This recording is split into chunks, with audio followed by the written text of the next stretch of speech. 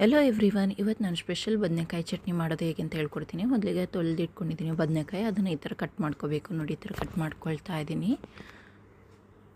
ನಂತರ ಅದಕ್ಕೆ ಉಪ್ಪು, ಅರಿಶಿನ ಪುಡಿ, ಮೆಣಸಿನ ಪುಡಿ ಹಾಕಿ ಚೆನ್ನಾಗಿ ಮಿಕ್ಸ್ ಮಾಡಬೇಕು. ನೋಡಿ, ಈ ಥರ ಮಿಕ್ಸ್ ಮಾಡಬೇಕು. ನಂತರ ಒಂದು ಪಾತ್ರೆಗೆ ಎಣ್ಣೆ ಹಾಕಿ ಆ ಬದನೆಕಾಯನ್ನು ಫ್ರೈ ಮಾಡಬೇಕು.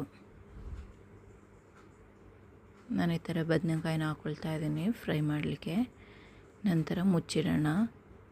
ಈಗ ನೋಡಿ, ಅದು ಸ್ವಲ್ಪ ಬೆಂದಿದೆ. ನಂತರ ಅದನ್ನು ಮಡಚಾಕಬೇಕು. ಈಗ ಅದೇ ಬಾಣಲಿಗೆ ಸ್ವಲ್ಪ ಮೆಣಸು ಹಾಕಿ ಅದನ್ನು ಕೂಡ ಫ್ರೈ ಮಾಡಬೇಕು. ನಂತರ ಈರುಳ್ಳಿ, ಬೆಳ್ಳುಳ್ಳಿ ಹಾಕಿ ಫ್ರೈ ಮಾಡ್ಕೊಳ್ಳೋಣ. ನೋಡಿ, ಈ ಥರ ಫ್ರೈ ಮಾಡ್ಕೊಂಡಿದ್ದೀನಿ.